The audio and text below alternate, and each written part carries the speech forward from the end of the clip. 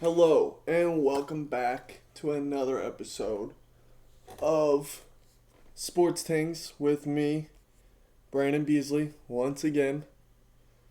And like always, before I get started, I just want to remind everybody that this show and the entire Off the Ball network is sponsored by BetUs. BetUs is the newest sponsor of Off the Ball Network, and they have the fastest payouts in the industry. They offer a 125% sign up bonus when you use promo code off the ball in all caps at sign up. That is off the ball in all caps at sign up.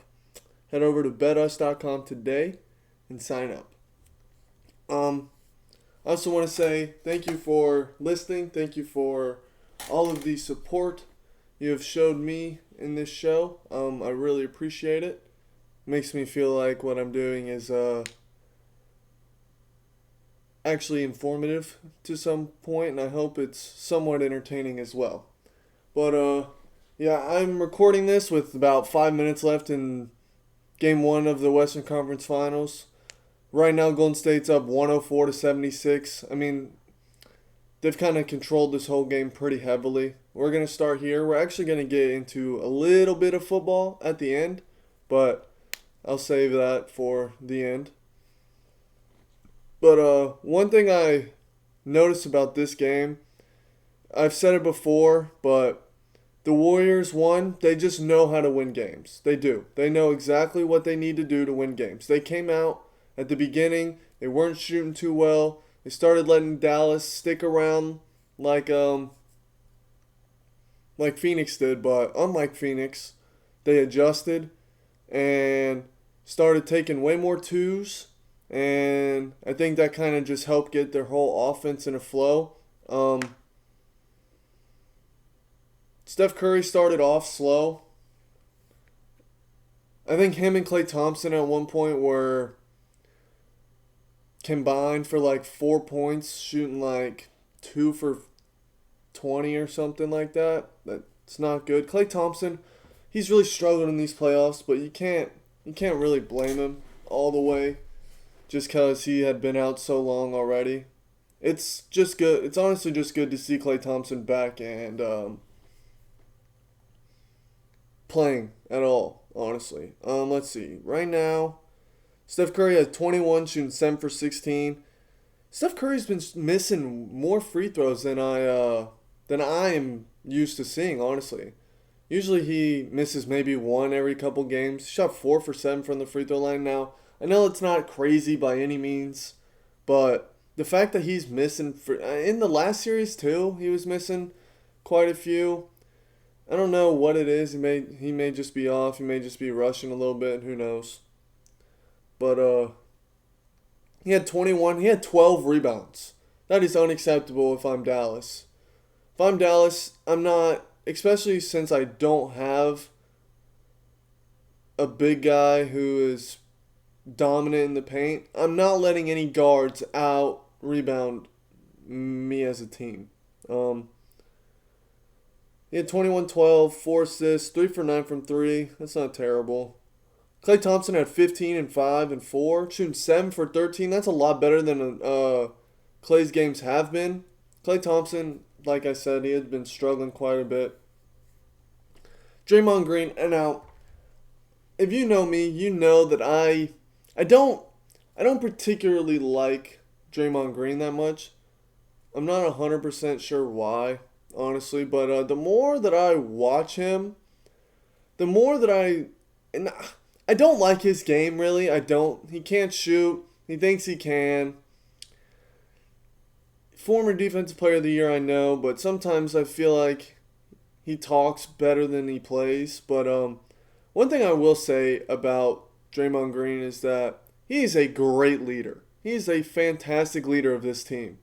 And he's a vocal leader, and he knows exactly what to say in every moment. I saw Jordan Poole either got called for a foul or something, and he started getting on the ref, and Draymond Green ran up to him, looked him right in his face, and was like, why? Why? Basically tell him, like, hey, there's no reason for this. We are up 20 points right now. Don't do anything stupid. Don't give them anything. And he just kind of calmed him down, got him back where he needed to be. Now, he ended up getting a tech for being on the refs later anyway, which he's young. He'll learn eventually. But I've really learned to respect Draymond Green as a player. I don't have to like his game to respect him in any way. But I've really learned to respect his game. And even though he doesn't produce a lot numbers-wise, numbers aren't everything. What he does in terms of things that aren't recorded is I'm starting to see are just like, I don't even know what the word is. I can't think of a word. All I know is that what he does off the court is very important to the success of the Golden State Warriors team. Yeah, and I've honestly was impressed by it.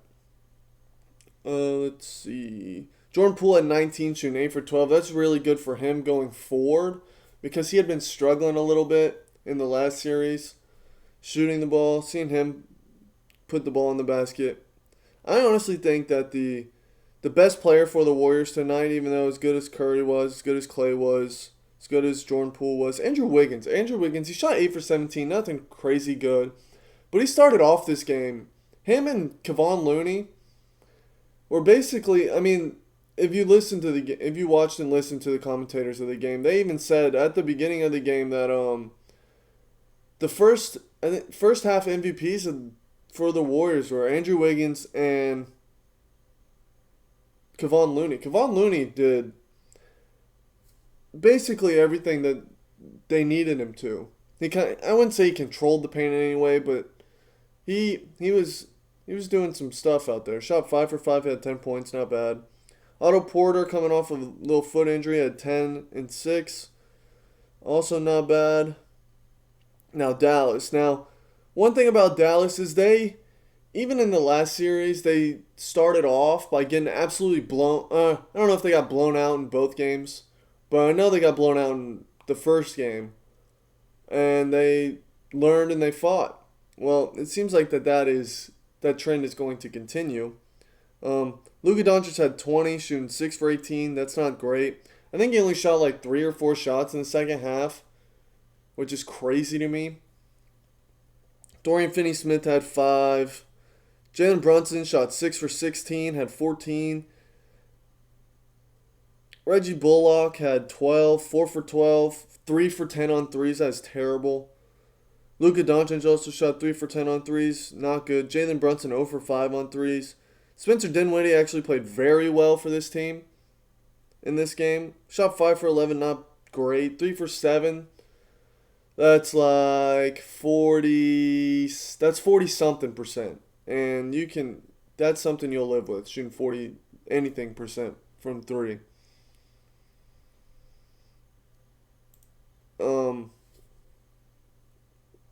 Yeah.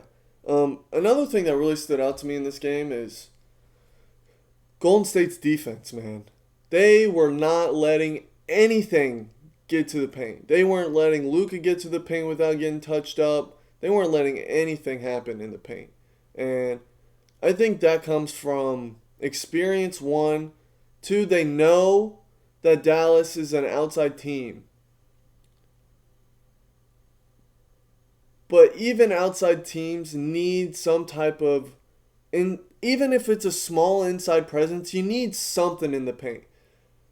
Something that is becoming very noticeable also is that Dallas has 0 players on their team that can get to the rim when they want. Luka he can get to the rim whenever he wants, but against a great defensive team like Golden State, I think that Luka is going to have a lot of trouble getting to the rim. I think they're going to key on that. I think they're going to force Dallas to continue shooting from the outside. And I've noticed about Dallas that they usually don't shoot very good in opposing teams' gyms. They shoot great at home, which you should. I mean, it's your home gym.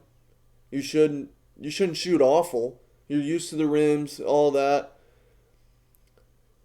But to be able to beat this Golden State team, Dallas needs either to just go crazy from three, or they need an inside presence. And I don't think Golden State's really going to allow that. I really don't.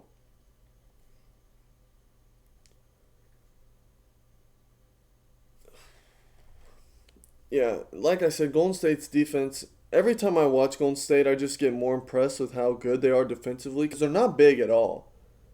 And I think that's actually going to play to their advantage because they're not going to need to be big. When you play teams with bigs and you don't have any dominant bigs, it becomes an issue. Usually rebounding becomes a problem, but I think Golden State may control the boards completely throughout the entire series. Dallas's big man is Dwight Powell, who is 6'10", 240, but he's not dominant in any way. He wouldn't. There's multiple teams in the NBA Dwight Powell would not start on. Their next big is Dorian Finney-Smith, who is 6'7". So, and he's not. He had 7 boards. And Luka can get boards, but that's not what he spends the majority of his time doing. He doesn't focus big on rebounding. And I think every team needs a guy who their one and only job is to grab boards. Kevon Looney is a perfect example for Golden State. His one job when he's in the game is to eat the boards and basically clean up anything around the rim. Dallas needs a guy like that, and they just don't have it. Maxi Kleber is a big, but he's a 3 guy. He's a 3-point shooter. He's a great shooter, don't get me wrong. But, David, is his name Davis? It's spelled Davis. Davis Bertans is a big, but he's a shooter too. Dallas just doesn't have any pure rebounding guys. And I think that's going to prove to be a big problem for them. I really do.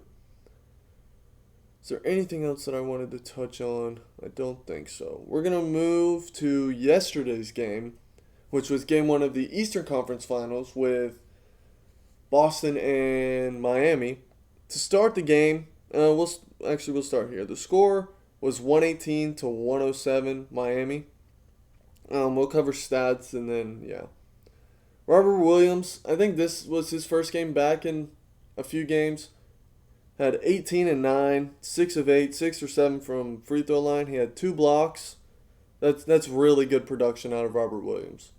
Grant Williams had 7 points, shot 2 for 5, 1 for 2 on threes. I think Miami I don't know if they necessarily focused on it, but they definitely made an effort to make sure he wasn't just wide open for 3 a lot. Jaylen Brown had 24 and 10, shot 7 for 17, 6 of 10 from the free throw line, 4 of 8 from 3. 4 of 8 from 3 is not bad. He had a steal. 7 for 17 isn't the best, but one thing I've noticed just in general throughout these playoffs is that efficiency doesn't necessarily matter. It does, don't get me wrong. Efficiency is always important, but it's almost, it's not necessarily less important, but I think it is just known that you are going to be a little less efficient shooting-wise in the playoffs because every team on every possession is playing the best defense they possibly can. Nobody's taking a break, none of that. In the playoffs, it's balls to the wall the entire game. The entire game. Jason Tatum had 29, 8 and 6, shot 10 for 21. I'm not going to say he disappeared in the second half, but the first half for Jason Tatum in this game was what got him most of those points. Derek White stepping in for Marcus Smart. Yeah, Marcus Smart and Al Horford were not playing in this game. Al Horford was in health and safety protocol, which leads to believe that some type of COVID situation, which could be a problem depending on how long he's out. Because out in these playoffs, Al Horford has been phenomenal for the Celtics. I think Al Horford is almost the main reason. Almost. Don't come at me. Obviously, Jason Tatum was a beast, had like 46 in a game. Yeah. But Al Horford's defense on Giannis is one of the big reasons why they won that series. Al Horford was amazing. Nobody expected this from Al Horford. I don't think anybody could have even predicted that from Al Horford. So, he will be missed in any game he does not play. Payne Pritchard had himself a good game. 6 for 16, not great. Had 18 points though, 4 for 11 from 3. Jeez, I didn't remember him taking that many threes, but. And then Miami, Bam had 10 and 4. He only shot 4 shots. I mean, they won, so you can't really get that upset. He had 4 blocks. Had 4 rebounds. Jimmy Butler. Everybody says Jimmy Butler's not necessarily a superstar, but I don't know, man. I think that Jimmy Butler is his own kind of superstar because most of the time superstars are super dominant in one thing, and that's what they're known for. I think Jimmy Butler is known for knowing exactly what his team needs and being the best at that particular thing. Whether it's defense, scoring, playmaking, any of that. Jimmy Butler just knows exactly what he needs to do for them to win the game, and he goes out and does it.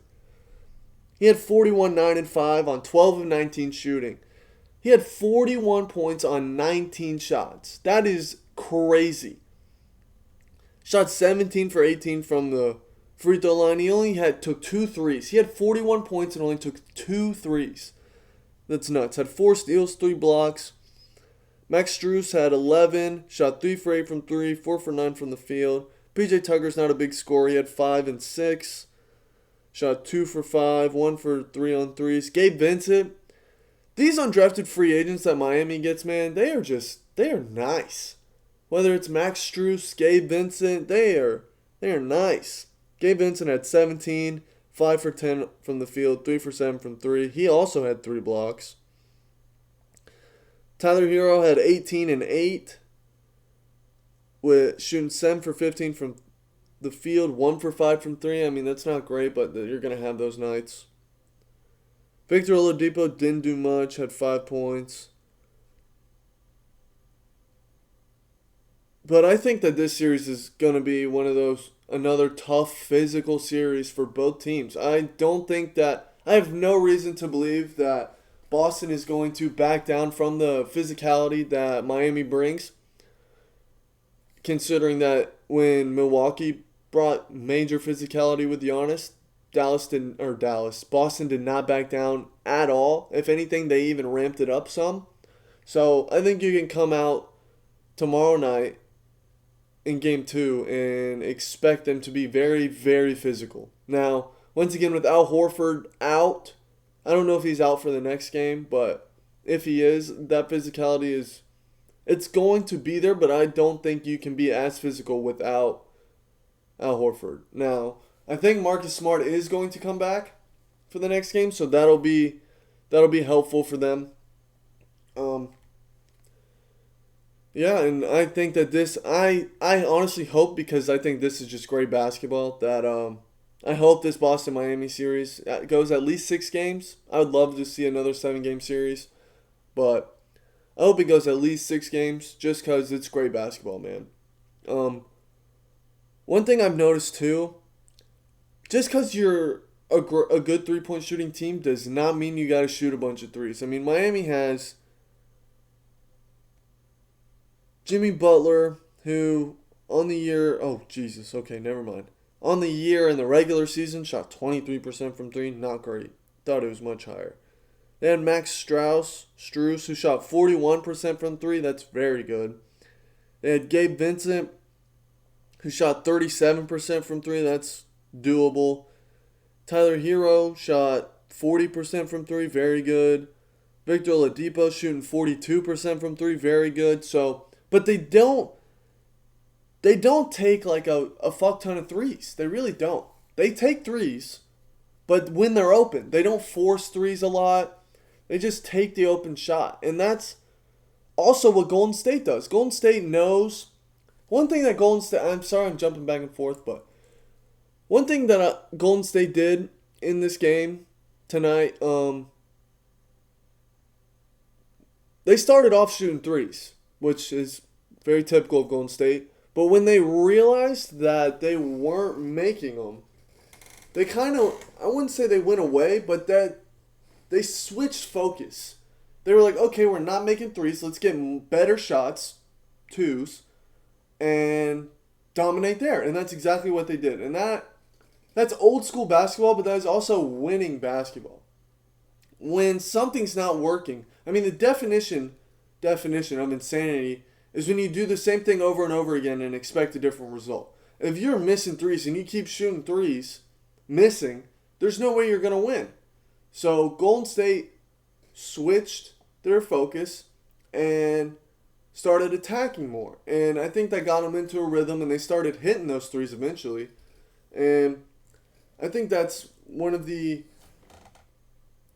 You can kind of see that Golden State knows what it takes to win games. I've said this before.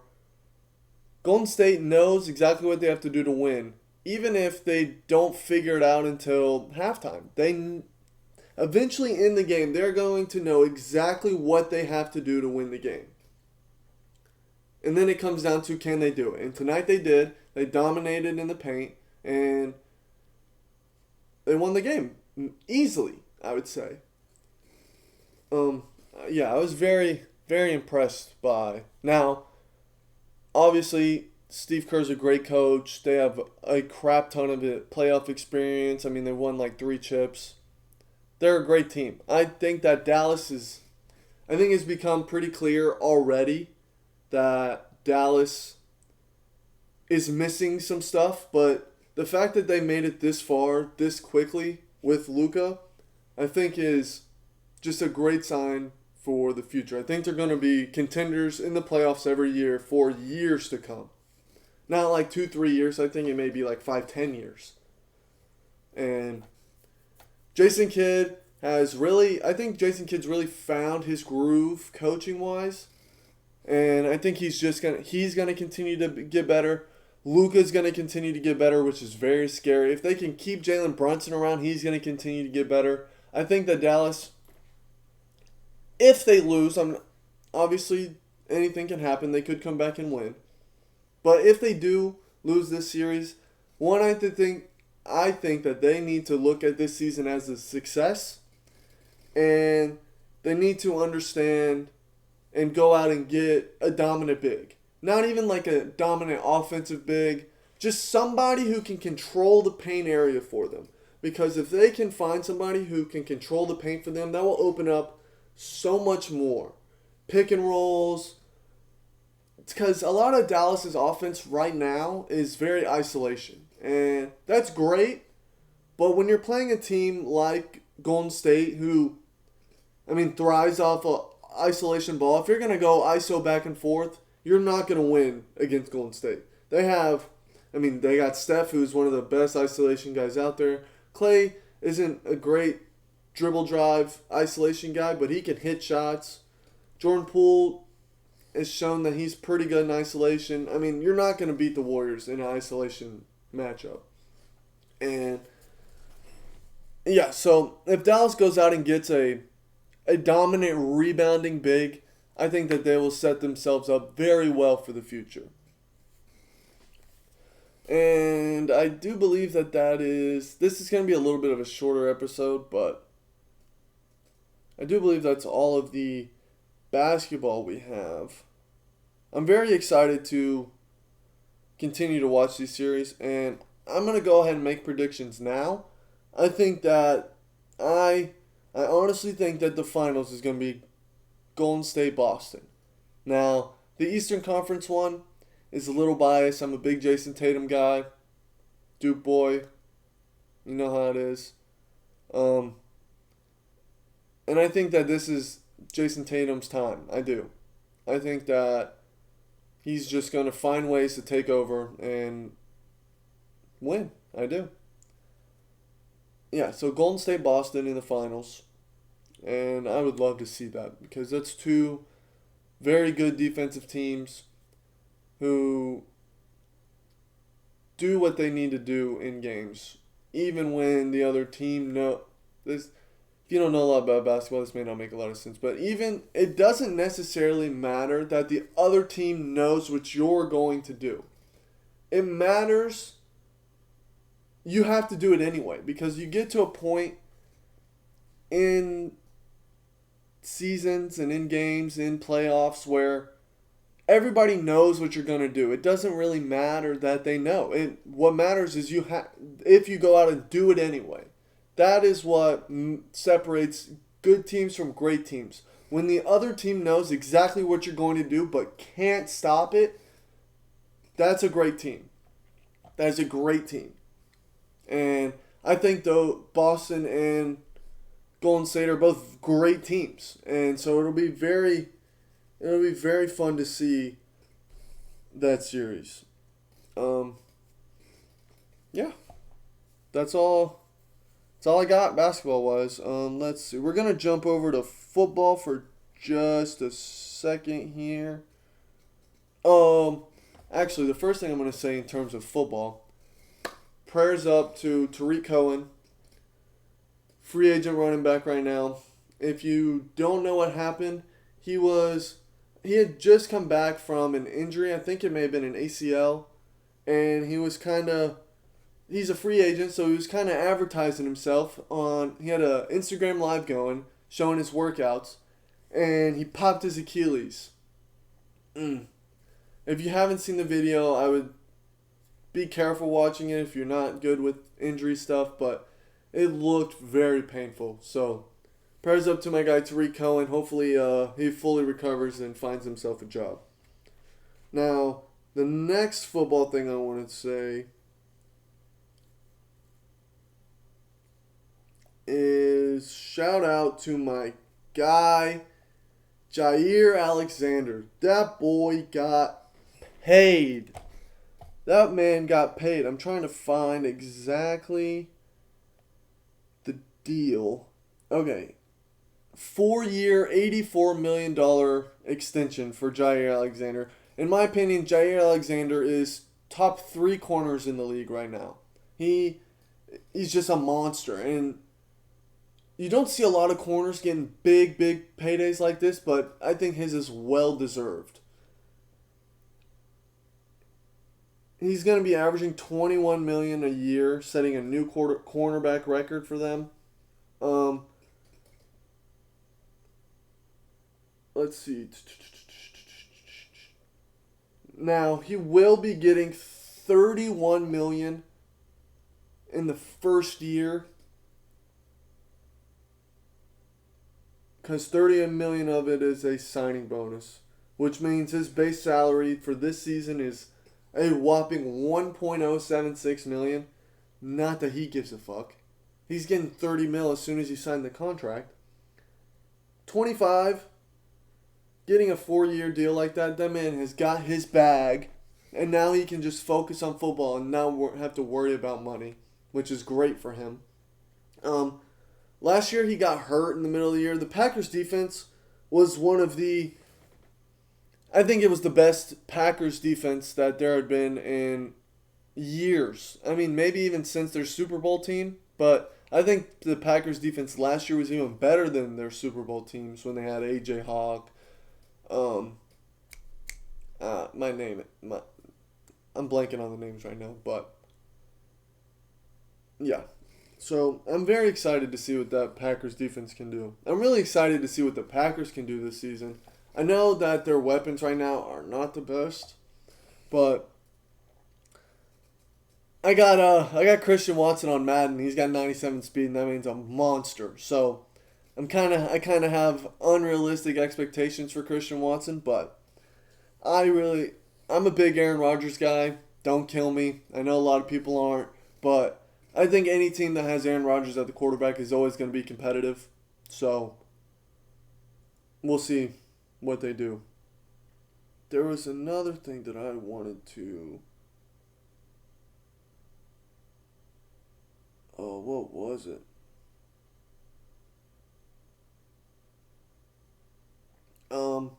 I will be putting out an episode exclusively for the NFL matchups, like all season. I'm gonna go through like the whole season matchups and tell you guys which ones that I'm particularly looking forward to seeing and which ones I think could have some meaningful impact. Now, a thing that kind of surprised me. I'm a big Steelers guy. I know you can't tell, but I'm a very big Steelers fan, have been since I started watching football. Antonio Brown said that he wanted to retire a Steeler. He did not say he wanted to play for us again, but he did say he wanted to retire a Steeler, and I thought that was very interesting. That may be because that's just where that's where his roots are. He started in Pittsburgh. I'm not going to say we made him what he is, because we didn't drive him crazy. But in terms as a wide receiver, we kind of developed him into the amazing receiver that he has become. There was something else in football that I wanted to say, and I can't figure it out. I'm not going to sit here and make you guys wait until I find it. So,